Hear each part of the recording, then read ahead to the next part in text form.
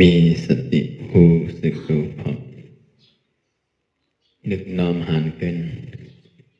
อ่างพางพายักโตเสากับนั่งอยู่ลักษณะซึ่งมือในเกาะมาหูหันขึ้นควรหูเสากับควรหูล้ำควรหูแหลมควรหูเขาควรตาควรโตหน้าหูหนังศพคอกล่องเกาะโตมือจินเสาเก่าพ่องเหลวย้ำเหลวมีอยู่ในการนั่งเอาขาขวาทับต่างขาซ้ายเอามือขวาวางบนมือซ้ายตั้งตัวสื่อสุดลมหายใจเข้าลึกๆหายใจออกยาวๆ3 กรัมถึง5 กรัมยาวปล่อยเป็นสภาวะธรรมดาของลมหายใจเข้าหายใจออก10 เส้นนั้นก็มีสติรู้สึกตัวพร้อมลีใส่ในลมหายใจเข้าเพื่อให้ปีติเกิดขึ้นลีใส่ในลมหายใจออกลีใส่ในลมหายใจเข้าลีใส่ในลมหายใจออกนึกวนถึงพระเป็นเสาอยู่ที่ซ้ายนึกวนถึงธรรมะธรรมเสาอยู่ที่ซ้ายนึกวนถึงสังฆะอริยเขาเสาอยู่ที่ซ้ายหายใจเข้าเป็นหายใจออกลุกหายใจเข้าป้องหายใจออกแบบป้องแบบเป็นลุกหายใจเข้าลุกค่ะหายใจออกลุกค่ะหายใจเข้าอะไรหายใจออกก็เป็นลุกหายใจออกอะไรหายใจเข้าก็เป็นลุกให้สั่งอะไรมันลุกนะก็เพื่อหายใจเข้าย่ออะไรหายใจออกอะไรสั่งมันลุกหายใจเข้ากว้างขึ้นออกก็เป็นลุกสั่งอะไรขึ้นหายใจออกมาให้มันหายตุกไว้กับหายใจออกมาเย้าทางวัดหายตุกซ้ำขึ้นตุกเหมือนกับหายใจออกมาก็เป็นตุกขึ้นซ้ำแต่อะไรขึ้นหายใจเข้าอันนั้นขึ้นนะเพราะมันอ่ำเข้ามันกอดตุก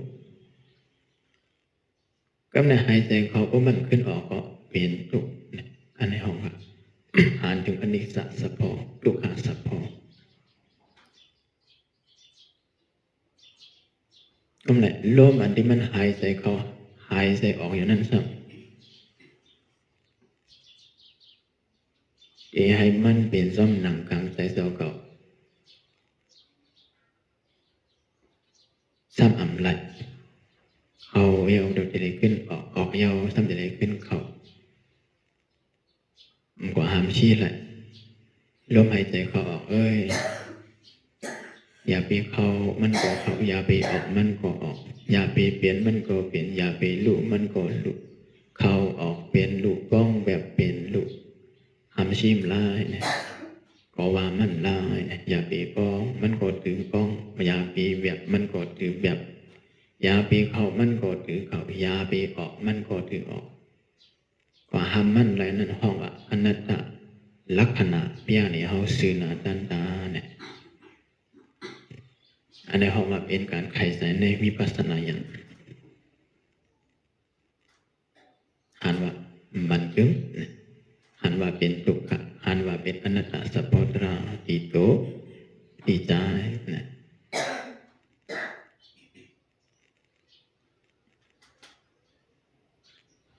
เย่าว่าอันเป็นปิฎกัสถามกองนั่นเนี่ยมันเลยมีอยู่ดีปิฎกัสตองที่มันยังมีอยู่ดีย่องลงวันเย็นมันเลยมีอยู่ดียันกงในบิดอกเนาะมันเลยมีดีจั้นสองจึงไทยจึงไตจึงเมืองมันปิฎกัสอันเตะนั่นอันเตะอันเจ็ดจังอันพระเป็นเจ้าหูหันอันอรหันตาเขาเจ้าหูหันนั่นมันแต่ปิฎกัสอันมีอยู่ในดิกในลายสินะปิฎกัสทำกองอันเจ็ดอันจังอันเตะ มีอยู่ที่ตัวเฮาใจเฮาที่ยุคที่หนาวเฮานั้นเฮามาปิดกัน3กองเฮียนก็อื่นฮู้นะหลีกก็เรียนในหลีกในไรบ่มาปฏิบัตินั่นแหละอื่นได้ฮู้เฮาดอกปิดกัน3กองไหนมีอยู่ที่ยุคที่หนาวที่โตที่ใจเจ้ากับ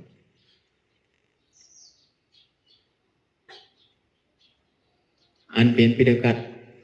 หลีกอันมีอยู่ในลายอันปิ้งอยากมักมันเป็นตาฮ้อตาหลัดตาสอนเบิดตาปืนเผาปืนแพ้ในเบิดเว้กะสังเสวะใครเห็นปิดกัดอันเจ็ดอันสังมีอยู่ดีในตัวใจเฮานั้นเด็ดๆนะจะเลยมาแก่งกับปฏิบัติผู้ตัวเฮาขึ้นผู้ใจเฮาขึ้นผู้อยู่เฮาขึ้นผู้นำเฮาขึ้นอันในห้องว่าปิดกัด3ของมีอยู่ดีตัวดีใจเฮานั่นสังเสวะอัมมิกะโซมาเปิดด้วยก็อัมโหก็อัมหันเหมือนเตือกเงินเตือกคำเหมือนเตือกเกี่ยวเสียงเช่นนั้นเขาหันเตือกมันอยู่เสียตาหันดีมันอยู่เสียตาป้ออ่ำมีกะซอป้ออ่ำมีเครื่องมือออมลายเหมือนหนังบ่อเสียงบ่อคำอยู่ดังเบิ้งใต้ปอดหอมตั้งไหลตั้งน้ำเช่นอยู่ใต้ลิ้นลูกลงกว่ามีเทียงตั้งไหลตั้งน้ำเช่นนั้นสร้างเชื่อว่าอ่ำหูอ่ำหันสร้างเชื่อว่าอ่ำมีเครื่องมือนั่นเนี่ยมันมีตื้อตั้งก็ได้เอาลาย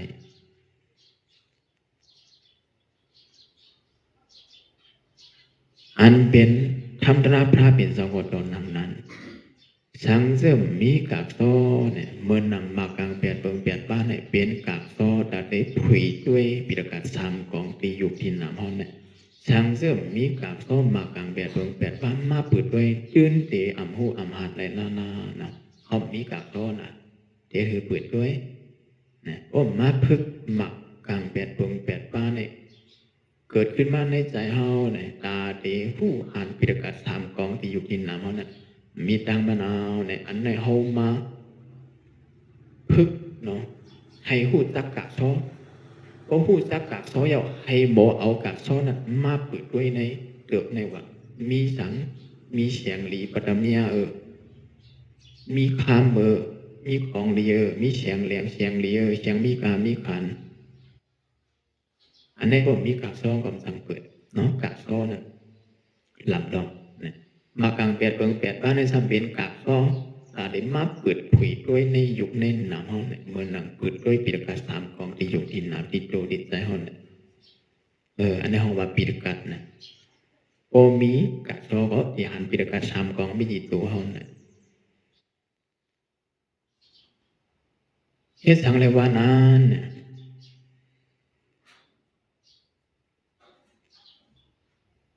พระปิ่นเสาโปปั้งขึ้นมาหรือโลกกำผาในพระเป็นจำเลยเบียกเอาปิฎก3ของมาปะพระเป็นจำเลยกว่าเอาปิฎก3ของไอ้เบียกใส่ชาใส่กล้วยให้ก่อนเปิดมิ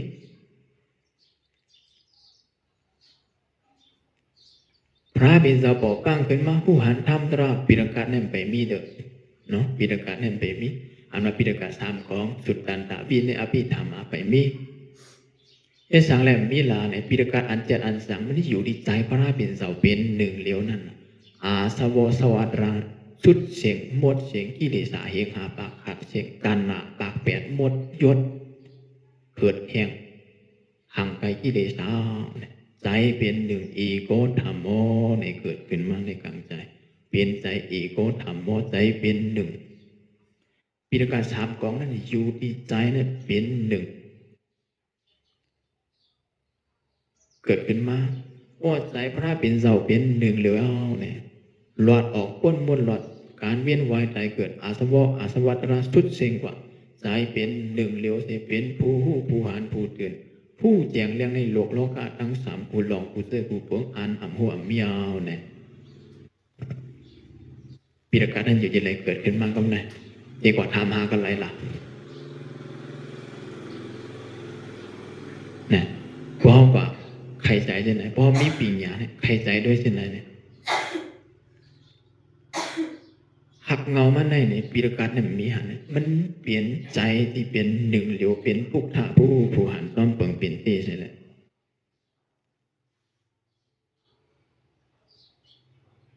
สั่งไล่เอาสัพพสัพพวะเปิงเปลี่ยนเตอันมีอยู่เปลี่ยนอยู่ในโลกโลกาเนี่ยมาสอนขึ้นไว้เอาสัพพสัพพวะลิ้นน้ำไผ่ล้วนรวมตนไม่ตนเกาะอันมีอยู่จำสัพพวะเส้นไหนอันเอาตาเนื้อตานางเอาหันเส้นไหนในสังอันเอาตาเนื้อตานางอำหันในสังเส้นไหนพระเป็นเจ้าเอาสัพพวะเปิงเปลี่ยนที่ของในโลกโลกาทั้งสามเนี่ยอันนี้พระเป็นเจ้าหูหันต้องเปิงเปลี่ยนที่เนี่ยมาสอนย่อก็สั่งมักมันเป็นมากสุดอันดับปิฎกะธรรมะวินัยปิฎกะอภิธรรมะปิฎกะสามของเนี่ยสั่งเกิดขึ้นมาใจว่าปิฎกะนั้นมาตั้งใจเนาะมันเป็นการปฏิบัติเข้าถึงวิสัยพุทธะผู้หันสัจจะขี่เปิงขี่ป้าแจงเลี้ยงหลีงามยาวเนี่ยจังห่อออกมาโอ้ห่อออกมาเนี่ยเปื้อนลูกหักสวกามันซับเนาะไปตองไว้เก็บไว้สู้ถุมไว้พวกพระเป็นตอนนิกป่าเอาเนี่ยสั่งมาเก็บเอาสู้ถุมเอาความสั่งความสอนอ่านออกมาดิใจพระเป็นเจ้าเป็นหนึ่งเดียวออกมาดังวาสีกามันห่อใครเนี่ยแค่เราไว้ในสนวัตทั้งหมดตั้งเสียงนั้นมาเขียนไว้มากมานไว้ในดิกในหลายเกียมนั่นเกียมนั่นพระเป็นเจ้าห่อดีเมืองสาวัตถีพระเป็นเจ้าห่อดีเมืองกุสินาราพระเป็นเจ้าห่อดีเมืองโกสัมปีพระเป็นเจ้าห่อดีเมืองหลานตะเกียวทราบกว่าทั้งหลายทั้งนำพระเป็นเจ้ากว่านะพระเป็นเจ้าก็ห่อราดไหลป้องไหลเป็นป้องไหลต้องไหลเอามามักมันปิ้งยับใส่เขียนไว้ในดิกในลายก็ในพวกเด็กว่าหักเรามันเต้ๆเนี่ยมันเป็นการแก้งกรรมปฏิบัติทำระหูหันอยู่หนาซ้อมเปิดเป็นที่เข้าถึงใจพวกพระหูหันแจงเรียงในสัจจะสิบาเย่าตัวดีงามเลยเนาะสั่งออกมาดีใจนั่นว่าโอ้โหอันไรก็เปิดก็ต้องจะไม่เอาเป็นขอทำรังมักมันไว้ในดิกในลายอันนี้ปิฎกะเนี่ยมันเกิดดีใจเป็นหนึ่งเลี้ยวขึ้นมานะจังมันเนาะปิฎกะเนี่ยทำของในอยู่ดีใจเป็นหนึ่งเลี้ยวมีปิญญาศีลสมาธิปิญญามักอังกาแปดเปิงแปดบ้านเนี่ยย่อออกมาโฮเป็นปิฎกะ84,000แห่งแก้มในไหลอยู่ดีใจเป็นหนึ่งเลี้ยวนั้นออกมาทั้งหมดทั้งเช็คอยู่ดีใจเป็นหนึ่งเลี้ยวป่วนอาสวะระพอออกมาหมดเลยอยู่ในลิงในไรเขาก็เห็นดินนั้นดินไรมาจนอันนั้นเปลี่ยนสุดตามไม่อยากไปเนี่ยเปลี่ยนปิญญาพื้นฐานสั้นเงาเห็นหูตั้งหูพระเป็นเสาไปมันจะตั้งหูเขาบอกเห็นหูในลิงในไรเป็นตั้งหูพระเป็นเสามันจะตั้งหูเขาเนาะตั้งหูเขานั่นเพราะใครเขาก็หูหันต้นพระเป็นเสานั่นเขาซ้ำจะยังไปซ้ำในสติปัฏฐานสี่ป้าเนี่ยมังกาแปดเปิงแปดบ้านเนี่ยพึกทิ้งอินเดียตาหูผู้หนังลิ้นตัวใจให้ดีเนาะศีลให้ดีสมาธิให้ดีปิญญาให้ดีเนี่ยสั่งที่เขาถึงดีใจพวกท่านย่อว่าเขาจังได้มีศักดิ์ศรีหลักฐานมันผู้หันอังกุยเนาะจอมพระเป็นเสาพระเป็นเสาผู้มากกว่าเขาทำมาผู้จอมไผ่หลังเขาเปลี่ยนผู้จอมหันแล้วก็เขาแข่งกับจอมปฏิบัติจอม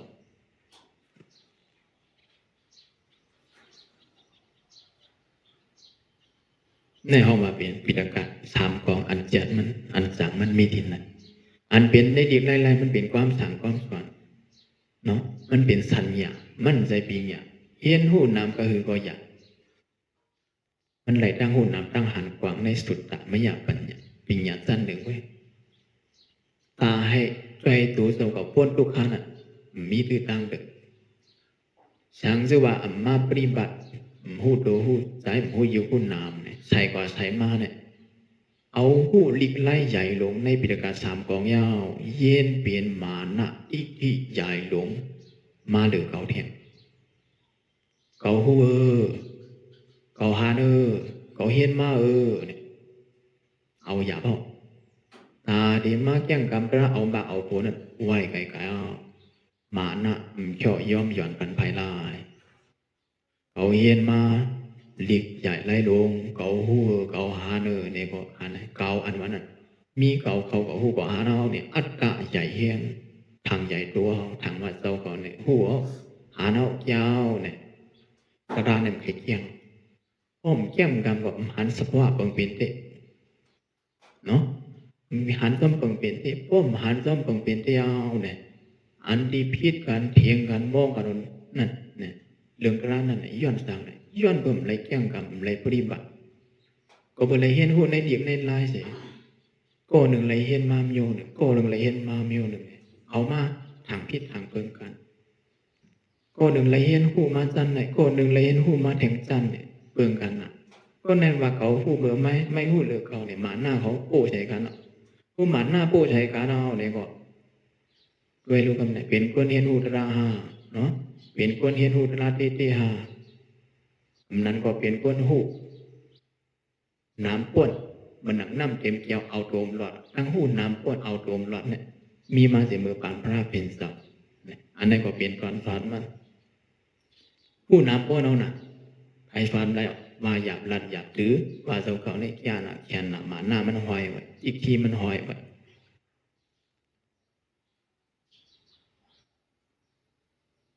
ก็เนี่ยโอ้หันเพิ่น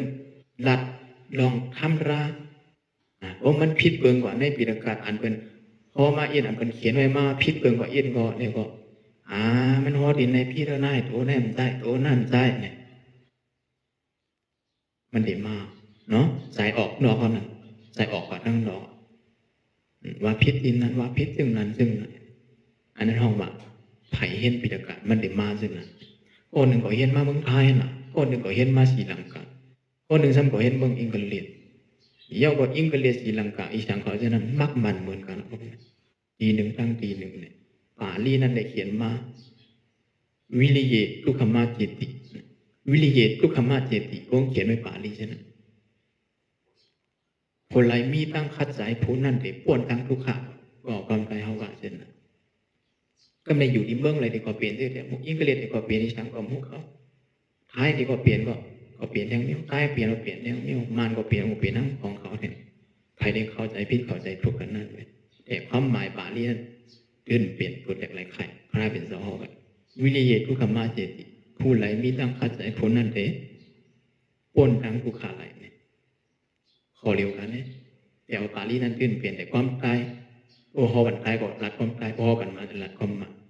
โอ้บันเขตหลัดความเขตทีนั้นเนี่ยก็เปลี่ยนเป็นภาษาไทยภาษามันเส้นนะกำในโอ้อันอ้วนก็เปลี่ยนปิฎกาศนานไรแก้งกำราหูหันอยู่นำขันหาซ้อมเปิงเปลี่ยนเต้มันก็เปลี่ยนซ้อมหนังใจมันหูมันหันซ้อมหนังกิเลสาไม่เยอะนะโอ้กิเลสาไม่ก็ว่าเปลี่ยนความหมายของอริยะเขาเจ้าห้อไว้หลัดไว้ก็ขึ้นผิดเปิงมากผู้ชังเนี่ยมือกับขวัญพ้นมานานเนี่ยมันเป็นอรหันตะหลายอันที่มัดเตรียมไว้ความสักความสอนพระเป็นตัวเปลี่ยนอรหันตะผู้แจงแรงในความหมายก็ในโพถึงกรรมเรือนสังขยานากรรม3กรรม4กรรม5เนาะกรรม3มาจะเนี่ยใครผิดใครเปิงกรรม1ได้ถูกกรรม2ก็เขียน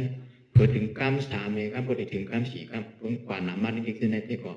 ใครผิดใครเปิงก็เพื่อสั่งเนี่ยผู้อันเห็นหูหลิกใหญ่ไล่น้ำสูงนั่นเนี่ยไล่เกี่ยงกับปฏิบัติธรรมหูแจ้งแรงอยู่นำขันหักก้มกัดผู้หลิกไล่ใส่กว่าเปลี่ยนใส่ความหมายนั่นเนี่ยเปลืองกำเร็วมันเข้าใจตื่นเพี้ยนอริยะเขาเจ้านั้นมันลึกนะเขาเข้าใจลึกความหมายมันลึกก็ในพุทธศาสนานั้นเข้าใจตื่นไว้เยี่ยวว่าอันไรเจ้าเก่าเกี่ยวก็เสริมใส่ปานอันไรเจ้าเก่าเกี่ยวก็โลกออกไปเห็นนางหื้อเจ้าเก่าตีทางอะไรก็เลี้ยวดีก็เย็นดีเนี่ยมันได้มีอย่างเช่นนั้นปีละการในสังวังเปิงกว่าเนี่ยก็เนี่ยเขาสังเกตว่าคนในเพียรเนี่ยไม่ได้มาเถียงกันเขาเห็นมาที่คนซึ่งไหนเขาเห็นมาที่นั้นซึ่งไหนมันเหนียวปัญหามันเหนียวโอ้เห็นไรเนี่ยมันถือว่าที่นั่นพิษกว่าที่ไหนก็ในเขาก็พิษกว่าสิ้นนั้นพิษสิ้นนั้นเนี่ยมันพิษหรือดีข้ามันพิษดีใจเนี่ยโปแก่งกรรมแต่เขาเตะหุเนาะ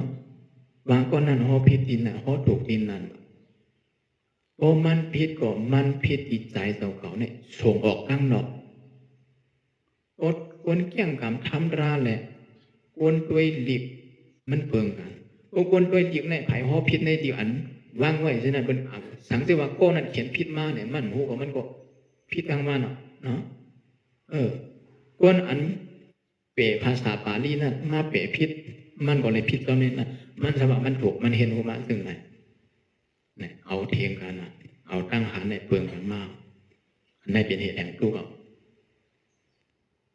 มันเปลืองการซื้อดังคนแก่งกับปฏิบัติธรรมเนี่ยควรแก่งกับปฏิบัติธรรมในสามด้วยหลีกด้วยไรเนี่ยตาไรตั้งผู้มาพึกดูใจเขาเว้ยที่ไรพิษถูกผู้เยาว์ปล่อยว่างคำกว่าว่าพี่เดินถูกฉะนั้นเขาได้มาผู้ดีใจเนี่ยหนึ่งอำปันใจในส่งออกดังนอกสองใจน่าจะได้อยู่ภายในตัวใจอยู่ผู้เก่งผู้เขาผู้หันแจงแล้วได้อยู่หนักสามใจได้นิ่มตั้งมั่นเกิดอยู่ที่เหลียวเปลี่ยนเอกโอธรรมโมสี่จะได้ปิกตาหูคุณนังเลียนตัวใจหลักการมันมีไว้ฉะนั้นเปิงกันว่าอันในห้องว่าควรเห็นผู้ทำระมหาทางผิดเปินว่าเพราะว่าเห็นหูราเตเตนานเนี่ยมันเต็มส่งออกใจออกกว่าทั้งนอกสังสมาก็ได้เห็นหูในอีกในไล่เนี่ยตื่นตีกว่าว่าคนในห้อพิษหรือห้อถูกใจเจ้าเขาพิษถูกนั่นหมาเนาะใจเขาส่งออกกว่าเสียกว่านี้เหมือนนั้นเปลี่ยนอากูสวาพี่เราเปิงเอาลูกข้าวหมาเนี่ยเนาะโปแก่งกำตราซ้ำเนี่ยด้วยกว่าเนี่ยเป็นเอาตั้งหูน่ะถ้าอะไรตั้งหูในอีกไล่นั่นเห็นมาสอนตัวสอนใจเขาขนาดด้วยมันใจว่าด้วยอีกไล่ตาหาทั้งพิษเปิดที่เอาถูกเอาพิษอีเปิดจะได้เอาถูกเอาพิษอีตัวมันเปิงกันจะเพราะว่าคนเห็นหุดราในมาด้วยเหยาะด้วยอีกแล้วมันกว่าสิ้นไหนเนี่ยเขาโห่เหยาะเนี่ยเขามาทัดทางหยุกหนำเขาไว้เขาแลออกอาหารเชี่ยหันเล่บดเนี่ยเขาเอามาด้วยกันหยุกหนำเขาเหยาะกระจายเขาเนี่ยมันส่งออกผู้ส่งออกก็เป็นเหตุแห่งทุกข์เปลี่ยนอาผู้สุขเปลี่ยนใจอาผู้สุขเป็นเหตุแห่งทุกข์เปลี่ยนตัณหาเป็นอิเลสเปลี่ยนสายโลภะเปลี่ยนสายโทสะมานะทิฏฐิหานพิโมเราเนี่ยมันเปิงกันเส้นไหนห้องพวกการปฏิบัติเนี่ยมันกัดเย็นใจที่อันส่งออกมาตั้งดองนั่นเนี่ยเป็นพี่เป็นพายเป็นทุกข์อันนี้จังหวะเห็นหูทำนั้นเนี่ยมันเย่าดีโตเลยใจตั้งเย่าหนึ่งว่าตั้งกวางหนึ่งสองตั้งหนาหนึ่งคืออันในห้องแบบปีกระชามกองอันเจียนอันจังเขาหลุยเห็นหูเขาหลุยเห็นหูป้อมหูดินในเนี่ยตื่นเด็กกวางเด็กนี่ก่อนนะป้อมหูจักโตตีใจตีตื่นเด็กกวางตามันกวางนี่เนาะอันเนี่ยสละผู้ว่าจะสมา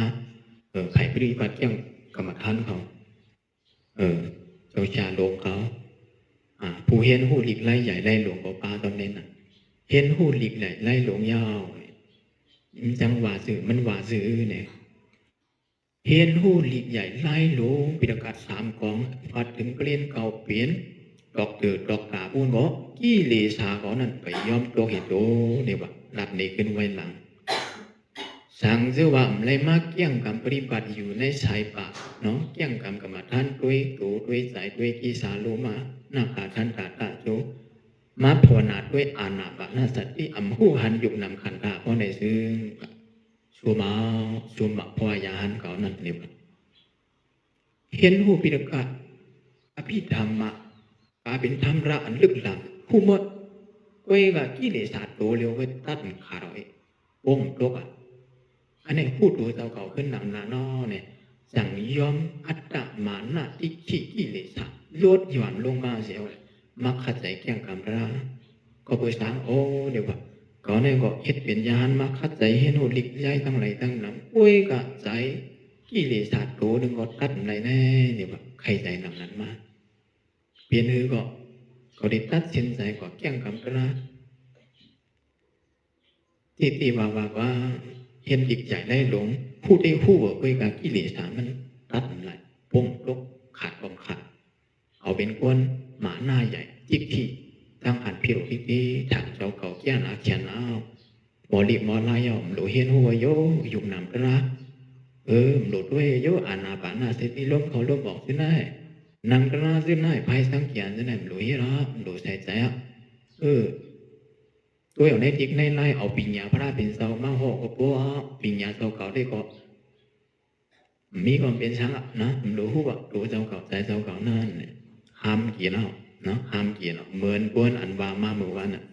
เหมือนกวนหุงเขาพักไรจิ้มอาราสะจิ้มชมผมปาเนี่ยไรจิ้มเป็นกวนหุงมาหลายๆไหมเจ้าเก่าไรจิ้มแต่ไรกินเนี่ยเหมือนเช่นนั้นจังหวะการปฏิบัติเนี่ยมันน้อมเนาะมันเป็นอุปาณายโกนน้อมเขามาหาอยู่ขันหาตัวหาใจ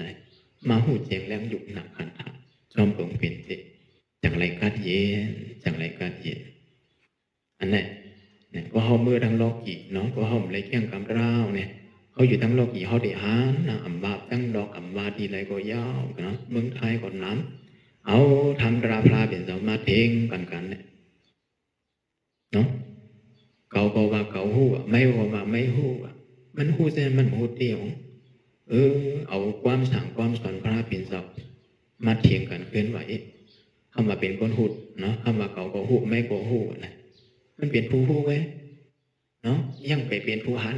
นะยังเมื่อไรไม่ได้เป็นผู้ปล่อยล่ะเมื่อไรซ้ำได้เป็นผู้ว่างไหนจะเทียบเนาะยันตัวเป็นผู้หู้แหละอย่างไรเถียงนะโอ้เปลี่ยนผู้หู้เนี่ยเกี่ยวเถียงเปิด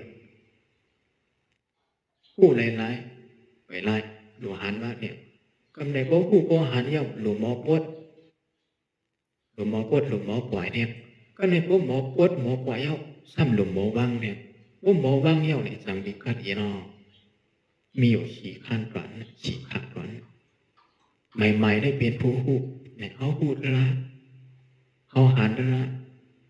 ซ้ำจะเลยหมอปล่อยซ้ำจะเลยหมอว่างแห่งธรรมตรานั่นสั่งเดียเขาสัพเพธรรมะนาลากินิอภินิเวสายะสัพเพธรรมะอนัตตมาอะไรเดียวกันทำตราทั้งหมดทั้งสิ่ง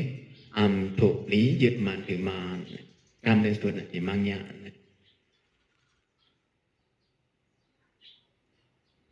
คนเอียนคนผีสักยาเนี่ยอยู่ในเมืองผีพวกนี้บอกเมืองบนวานวัดเฮ็ดปังบนเสื้อเนาะดีกาเหมือนอย่างนั่งจะมีขอกาจะเฮ็ดไว้เฮ็ดล่ำในเมืองผีเกี่ยวกันให้ติ่งให้ตึงเสียงหลีทอมเสียงวัน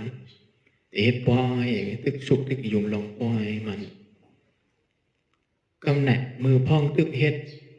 ทีตีสะเฮ็ดปังปล่อยให้ตึงให้เสียงกานี้ลองทั้งที่สิมกับบอกเมืองผีอยู่นั่นเนี่ยวนไรทุกใจอะไรขึ้นมาทุกใจอะไรขึ้นมาเนี่ยเมื่อทุกใจอะไรกอดทำขึ้นมาเนี่ยใครกอดทำพระเป็นศัพท์เนียดกว่าข้ามเหลวนะเนียดกว่าหายไรตัวลงมากี่วัดเชตวันมหาวิหารลงมาถามพระเป็นศัพท์พระเป็นศัพท์ที่ข้าเนี่ยว่าทำพระเป็นศัพท์อันไม่อยู่ตั้งหลายตั้งนามฉะนั้นรัดเนติโยเกียบมันจงไรคาติโยเกียบมันหนึ่งข้อในจงไรคาการเป็นทำตราทั้งหมดทั้งสิ่งเอามาหุบกันให้เปลี่ยนข้อเดียวจงไรดีคาพระเป็นสอนตอบว่าไรคนเอียนเลยคนพิสักยาเนี่ยตามใจไปถ่อมเอาลีนีหน้ารองไว้หน้าสัพเพธรรมังนานาคิริอภินิเวสายะเนี่ยหลักวัดขอในไปคนผีคนเอียนบ่ไรยินดังนั้นก็ยกมือสาธุสามคำเดียวขึ้นเมื่อขึ้นคำเหลียวมีปล่อยเนาะโลกาโลหายตึงนี้คุณพิสักยาในเด็กคำสั่งกรรมปกมังผีมัน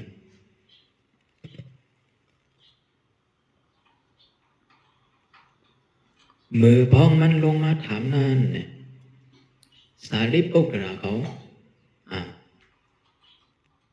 มามกรณาไม่อยู่หิมขันธ์บุตรพระเป็นเจ้านั้นปีกไส้พระเป็นเจ้านะ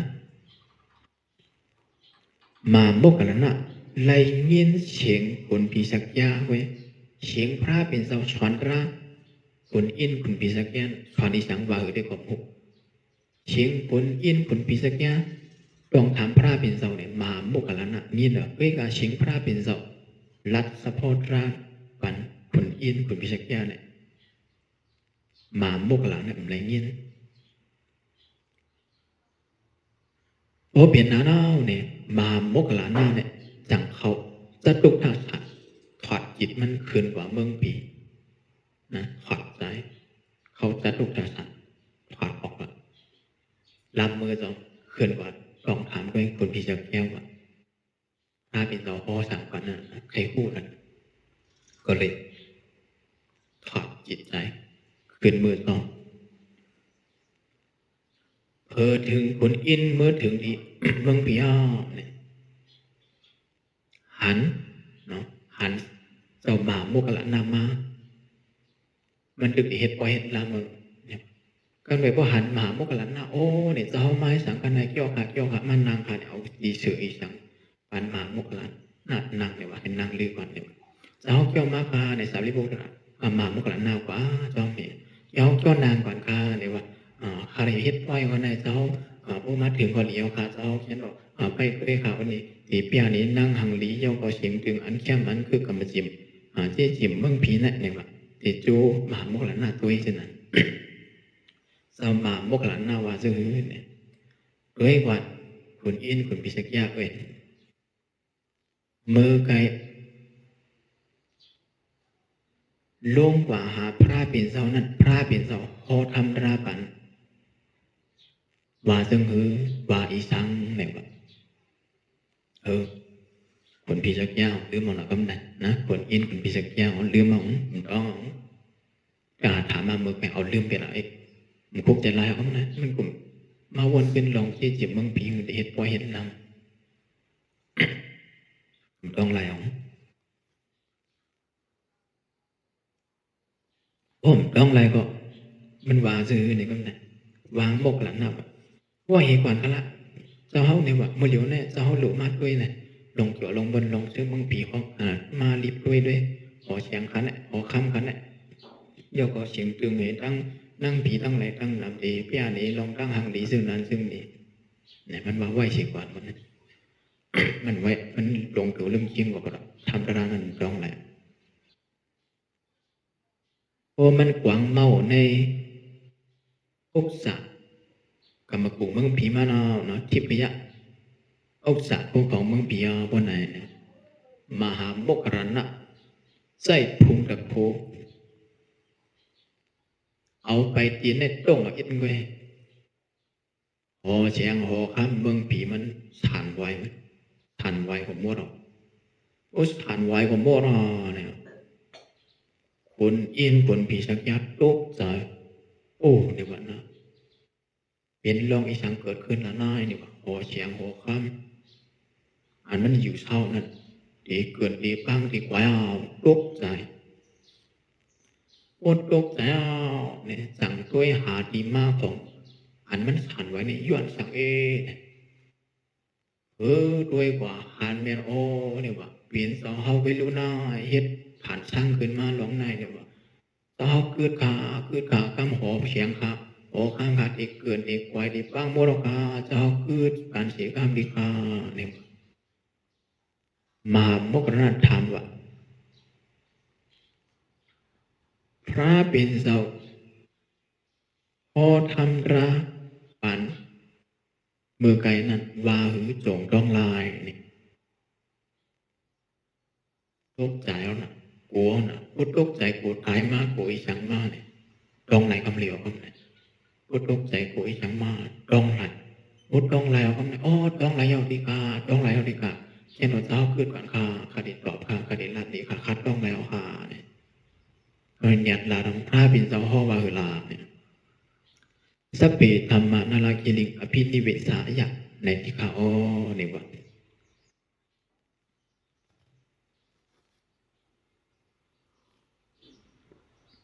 ก็เนี่ยก็ต้องเลยหนังนานาเมียเนาะดีอ่ะใจอ่ะเนี่ยไม่ต้องมาถูกอ่ะไม่ต้องมาถูกอ่ะเลี้ยวเนี่ยมกหลานนาก็วางเส้นอันนี้สาธุท่านนะ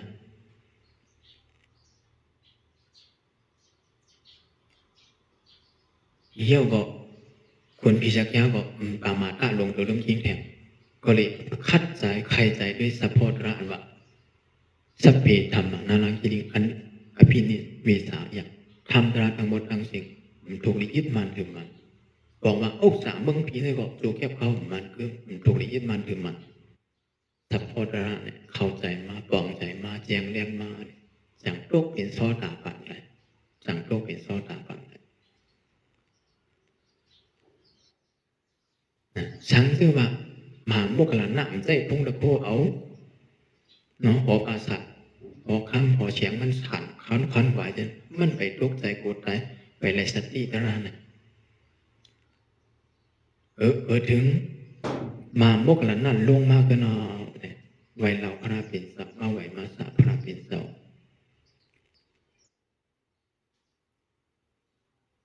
พระเป็นเสาดีค่ะเนี่ยพระเป็นเสาพอกันทำระคนอินคนปีสักยะอันวะสเปธรรมานาราคินิอภินิเวสายานั้นสองแม่ที่ค่ะเนี่ยพระเป็นเสาใจยาวคนปีสักยะนั้นตรงกว่าเมียยาวหมาเยาวจือยาวใจยาวเลี้ยวเนี่ยพระเป็นเสาคนหลักนำมาโมกขลานะก็สาธุสิออกมาพวกเขานั้นเป็นอารันตาเพียงแต่ว่าใช้หัวเนาะพอกันคุณพิชักแก่นั้นเป็นดิสางเนี่ยครับผู้จอมเอามาเปลี่ยนพิงอยากเขียนไว้ในดิบในลายเช่นนั้นความหมายมันเปลี่ยนตีปองมันเปิดนั่น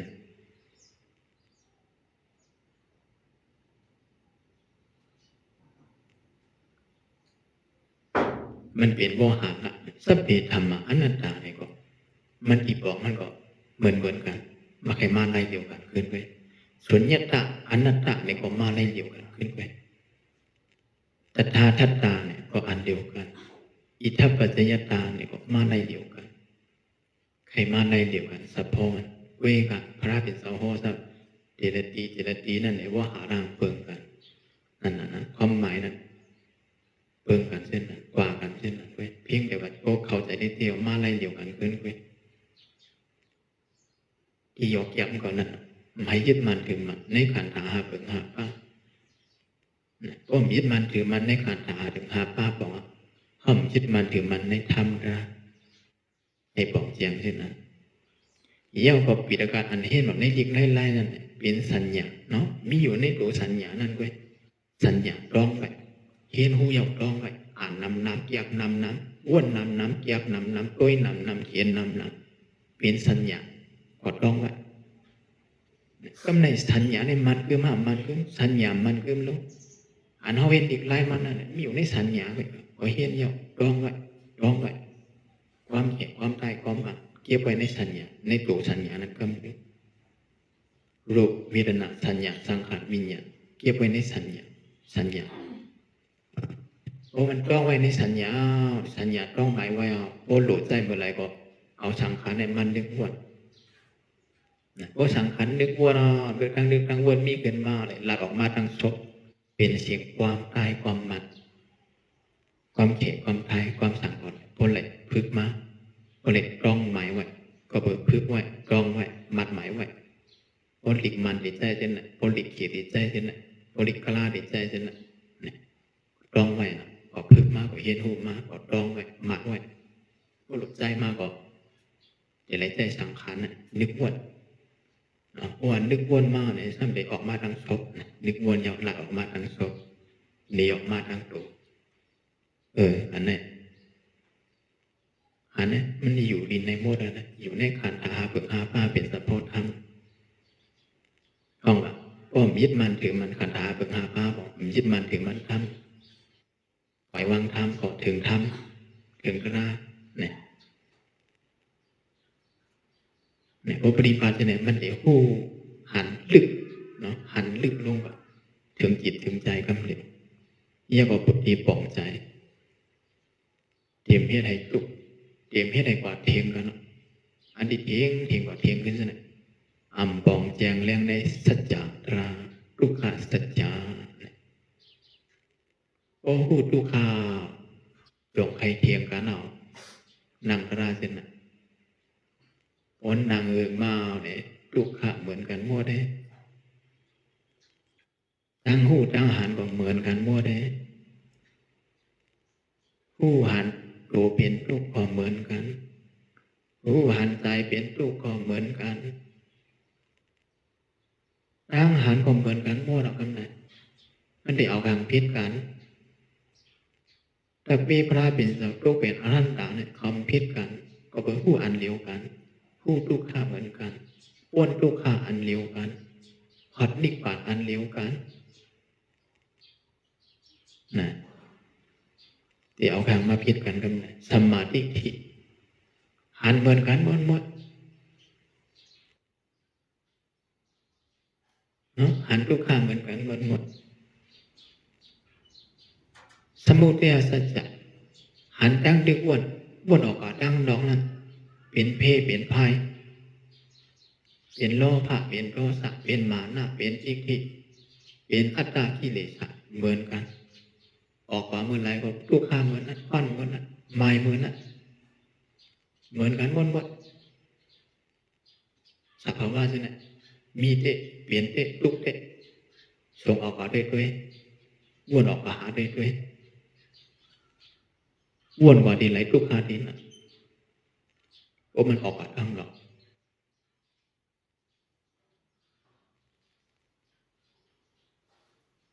สังเกตว่าเมาหูทุกขะหันทุกขะวางทุกขะนี่โลภะเกิดขึ้น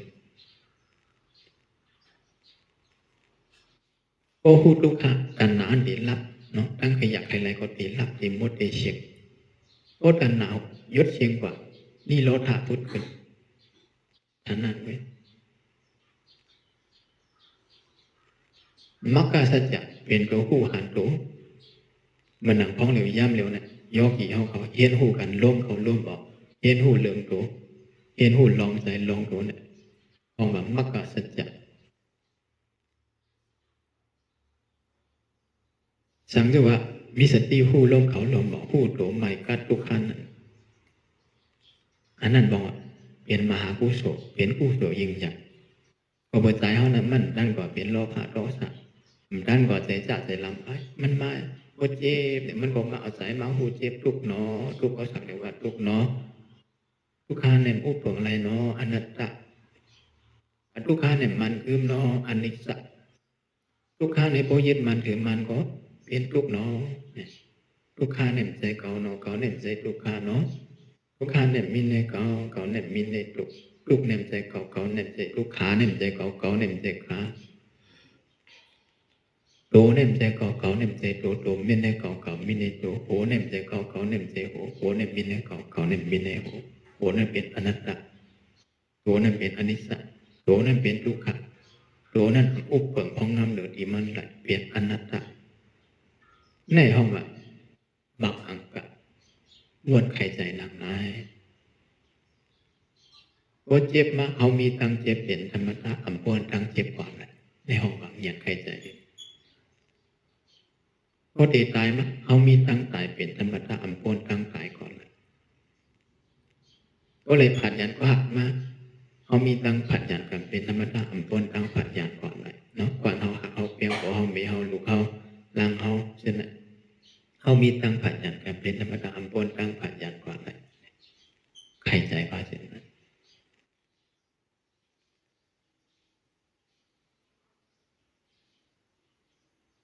เยาว์กับทุกมาเนี่ยทุกขายอนสังเนี่ยถามขึ้นถามลงอนุโลมปฏิโลมทุกขายอนเกิดมาอ้อมเกิดมาก็มีทุกขะทุกขายอนเกิดยอนเปิดทุกขะทุกขายอนเกิดให้ผู้แจ้งเรื่องที่นั้นอ้อมเกิดมีขาเนี่ยมันนั่งไอ้ขาเจี๊ยบยังไงมันเกิดมากก็เกิดก็มีขาเจี๊ยบอ่ะมีมือก็มีเจี๊ยบมีโหก็โหไข่โหเกิดมีใจก็ใจทุกข์ของมีลูกเป็นใจเขาโอ้มีใจเขาก็ใจทุกข์โอ้มีตัวเขาก็โกรธทุกข์คนนางบอกว่ามีควรเจี๊ยบมากควรเขาเนี่ยก็ควรทุกข์ขาเจี๊ยบก็ขาทุกข์อันนี้ให้ผู้เช่นนั้นเจ็บมาดีไหลถอดถอนดีนะเกิดดีไหลรักดีนะอันนั้นจะได้มีหยันปีหยันใครใจหั่งคุยสังสว่างใครใจหั่งคุยเพื่อผู้หาหั่งคุยเนี่ยมันหมอวัดที่ไหนมันใครวัดอันที่ว่ามาเมื่อไงนะเพื่อกำว่าเขาเนี่ยมัดเจ็บมาใจเขาเจ็บมากใจขาสิอันนี้บอกว่าเป็นวิปัสสนาอย่างใครใจว่าเนาะเป็นการใครใจไว้ยั่งใครใจการหู้การหาจอมปองเป็นการใครใจเพราะหู้หาจอมปองเป็นเนี่ยของมัน ผู้หานผู้ปล่อยว่างโจกาไปผู้ไปหานทำจะได้ใครใจจะรู้คือใครใจนั่นแหละมันก็เด็กค่อยๆเข้าถึงจิตถึงใจมาลอยๆนั่นแหละใจจิตต่างไม่ยับกันอย่าง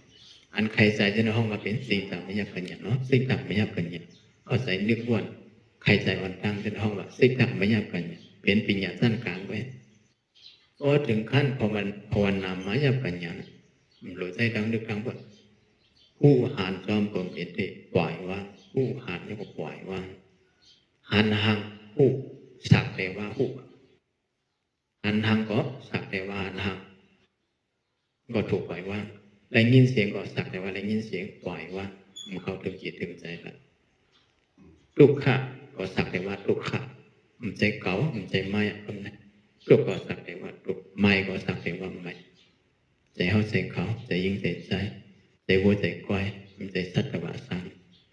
เจ็บมั่มใจเขาทุกมาทุกขานั่นใจเขานั่นใจทุกขามันอะไรพึกใครใจยังว่าสังเกตพูดมาสังเกตหมอวางใจมาสังเกตรักแหลมมา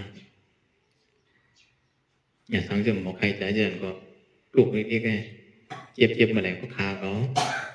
านั่งวำว่าเจ็บบ้างเจ็บบ้างเจ็บอ่ะสมัครใจขาเขาอ่ะมันอาจจะโยเจ็บอีกแล้วเจ็บแค่ก็อยู่ไปเจ็บขึ้นที่เกิดเจ็บมันเป็นลมเป็นกองแห่งรูปเนาะเจ็บนั่นเป็นลมเจ็บนั่นเป็นเวทนาเนี่ยให้หมอมีปิงเนี่ยอยากสินะโดยสินะพูดสินะใครใจสินะก็มีลมเขาลมบอกไม่ได้เอาอีสังเจ็บนะโดยคนตายรู้เป็นหามกว่าเบียกกว่านี่พวกเป็นเหมือนเจ้าคนเอาไพ่เผาแห้งเหมือนเจ้าคนลูกน้าป้องหลานนอนซื้อปืนอะไรนั่นหรือของไพ่คนไพ่เผาพลองไม้ควันกันหรือขาวนั่นด้วยเพราะมันมีวิญญาณก็มีใจหูนะก็มีสิ่งต่างวิญญาณเนี่ยมาอยู่ในตัวขันเท้านั่นเลยก็เอานางเอาเนือกองไพ่ก็นอนซื้อปืนตักเสียงก็เป็นกวนเฮิร์นก็นอนซื้อผากลางเฮิร์นเป็นเบียกลงเฮิร์นของก็มันมาป้องมาหลักมันมาสารคัดเพื่อนใครก็เผาใครก็พังหูสิว่าเนี่ยนะอันนั้นก็คนตายนะไม่รู้มันครั้งดีเหรอขาก็เจ็บมันว่าอย่าไปพังเขาเลยว่าอย่าไปเผาเขาเลยว่าเย็นเฉียดหันนะตัวเขาเนี่ยจงเจ็บเนี่ยมันเจ็บอีกแล้วมันเจ็บอีกจ้าใจที่มันก็หับกว่าหูนะใจหับเป็นเวทนาใจหูเป็นใจมโนวิญญาณยึดมันคือมันนะยึดมันคือมันในมโนวิญญาณใจหูว่าเป็นเขาใจหูในเป็นเขาในเป็นใจหูในเป็นเขาเรียกใครใจเดียนมันก็หูเจ็บนั่นใจหูความใจเขาความใจหูเนี่ยมีในเขาเนี่ยมีในใจหูเจ็บนั่นความใจเขาในความใจเจ็บนั่นก็มีในเขาในความมีในเจ็บโตในความใจเขาเนี่ยมันใจโตมีในเขามีในโตถอดถอนการยึดมันถึงมันดีโตขาดถอดถอนการยึดมันถึงมันอันหับคำสั่งเวทนาเจ็บมันใจเขาเนี่ยมันใจเวทนาเนี่ยมันคือเวทนาเป็นอนัตตาใครใจจะไหนต้องใครใจต้องเนี่ยวิปัสสนาญาณสมาธิที่เตรียมแล้วก็สุขใครใจนั้นไม่ได้ละเอียดปิงอย่างเพราะในเป้าหมายสูงสุดทำโหลละเอียดปิงอย่างไว้เพราะไรสมาธิกิเลสขาดมันขาดผ่านการยึดมั่นถือมันเอาปิงอย่างเหตุกันขาดผ่านการยึดมั่นถือมันนึกวนเนี่ยใจเขาเนี่ยใจทั้งนึกทั้งวนเนี่ยมีในเขาเนี่ยมีในทั้งนึกทั้งวนก็หายหายขาดผ่านทั้งหมดทั้งสิ่งอย่าเดียวทุกขาที่ไหลมาอู้กล่อมใจเขาหานกล่อมใจเขาเจ็บกล่อมใจเขาหับกล่อมใจเขา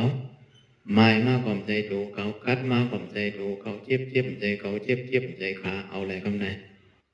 ตึกกันน้องหนาอัตตะอนัตตะตราแหละกิเลสาตึกกันน้องคำไหนตราสัมเลยมีบางกับสมาธิที่อ่านทุกขะสมาสังกัปปะวนใครใจเจ็บขาไม่ใจขาเขาเถียงกันในคำไหนนะบุ๋งแทกมันเหมือนเป็นขึ้นซอกระเวยกันเนาะ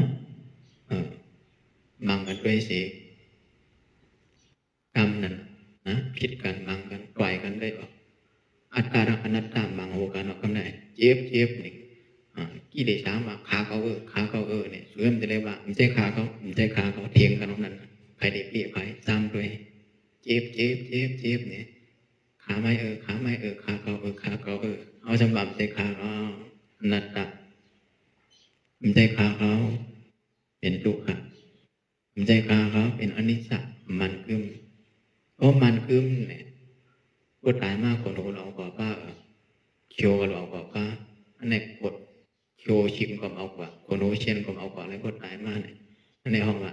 ไล่ติดต่อสุขเวทนาเนี่ยสามวันดีกว่าอะไรเพราะนั้นก็เจ็บมาที่พวกนี้ช้างกับมุกเจ็บงำเนาะเจ็บงำอีก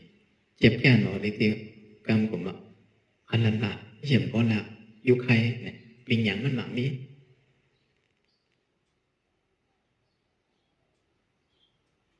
หมอใครใจนะร่มหมอใครใจก็มันพวกนะไล่ปลดไล่ปล่อยไล่วางมัน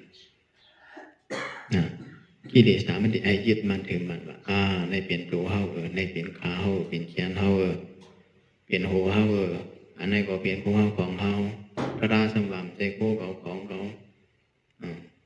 ขัดขวางการยึดมันถือมันก็เชียงมวดเจ็บของใจเฮาว่าหับคำสั่งลูกค้าเวทนาลูกค้าเวทนาของใจเฮาห้าว่าใจนึกวันดีวันเช้าของใจเขาอ่ะเนี่ยใจหู้ของใจเขาอ่ะหู้ก็สักแต่ว่าหู้หานก็สักแต่ว่าได้ยินก็สักแต่ว่าได้ยินเนี่ยอันในห้องละมันมีตัวนะเพราะว่าสักแต่ว่าหู้สักแต่ว่าหานสักแต่ว่าทุกขะสักแต่ว่าสุขะสักแต่ว่าใจวันดีสักแต่ว่าใจวันจะเว้กับเขาปะยึดมันคือมันไม่มันว่าเป็นตัวเป็นตนเป็นเฮาเป็นเขาเป็นสักวะสังเนี่ยอันในรายการเขียนเนาะอันในเฮามีสติรู้สึกตัวพร้อมภาวนาก็แทน5 นาที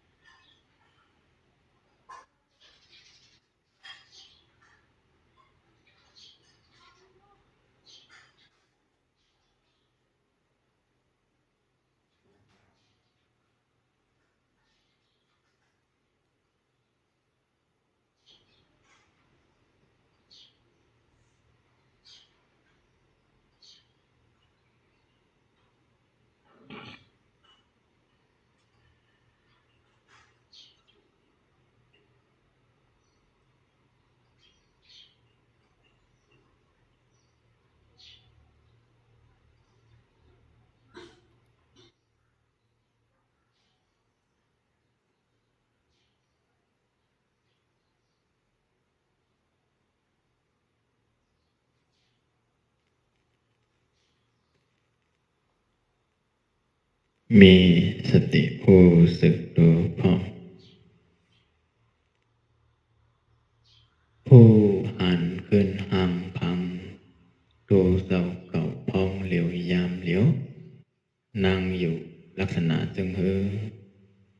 มีสะพอสภาวะธรรมดาอีสังพุทธขึ้นมาดีโดดดีใจมีนักมีเบามีใหม่มีกัดมีเจ็บมีแกนมีต่ำมีเตียงมีตุขะสุขะมีใจดีใจจะมีวนหน้าวนหลังวนดีวนจะเจ้าว่าทั้งหมดทั้งเสียงเสนั้นเป็นอยู่เป็นนามเป็นเวทนาเป็นสัญญาเป็นสังขารดึกวนปรุงแต่งหลอกเอาอันนั้นให้ด้วยหันเป็นสะพอธรรมราผู้หันถึงเป็น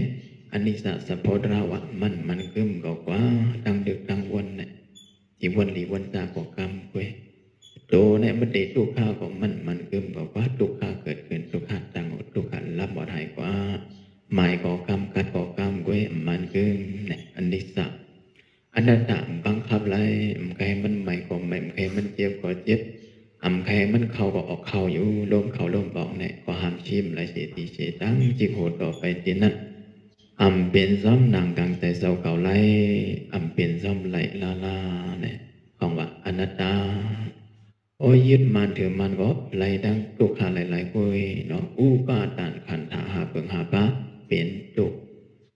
ยึดมันถือมันนำก็ตุกหานำปดปล่อยว่างไหลนำก็กัดเย็นนำเนี่ยอันในหูหันเป็นสะพอสภาวะอันวามะอนิสสทุกขอนัตตาสะพอตระที่อยู่ที่นำโป้งไข่ใจหนังนั้นเย้าในเตรียมโต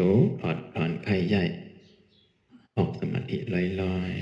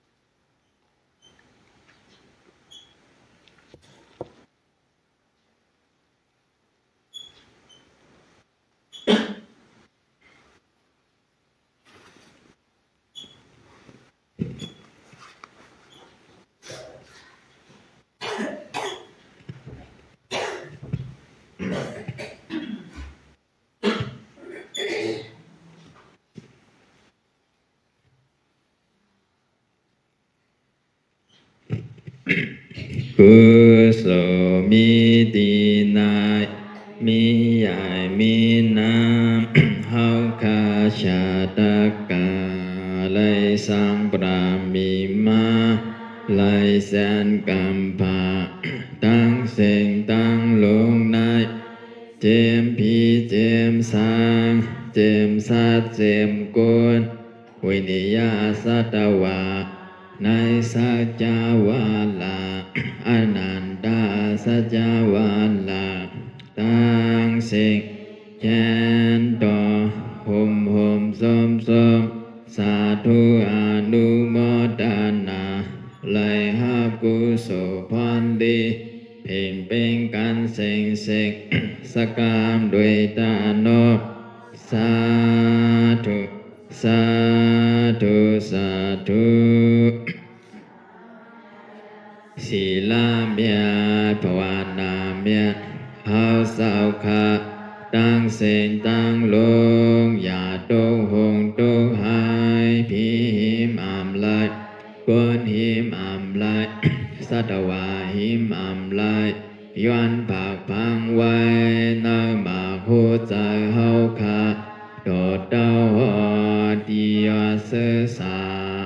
มันตานิพพานาติกาเยสกามเรตาโนสาธุสาธุสาธุนางในทวนเต็มตานพรลีมันใหญ่กว้า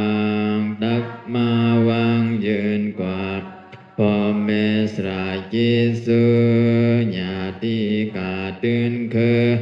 พิกลเสหมลอยสามผมผ้าเป็นกงสอดปันลงกุหลาบคาถาพระเสียงแยน อย่าให้แก่นมันภายความสาธุลำลำนำสายตั้งลอยเสียงลุยตามโนสาธุสาธุสาธุกุศลดังดีมีอยากดินนายให้ลายเพ่งเป็นการสกามด้วยตาโนสาธุสาธุสาธุกุศลดังดีมีอยากดินนายให้ลายเพ่งเป็นการสกามด้วยตาโนสาธุสาธุสาธุกุศลดังดีมีอยากดินนายให้ลายเพ่งเป็นการสกามด้วยตาโนสาธุสาธุสาธุอรหังสัมมาสัมพุทโธภควาพุทธังภควันตังอภิวาเทมิสวากขาโตภควตาธัมโมธัมมังนัมมัสสามิสุปฏิปันโนภควโตสาวกสังโฆสังฆังนามามิมาตาปิตุคุณังอหังวันทามิคโรอุปชายาจาริยคุณังอหังวันทามิ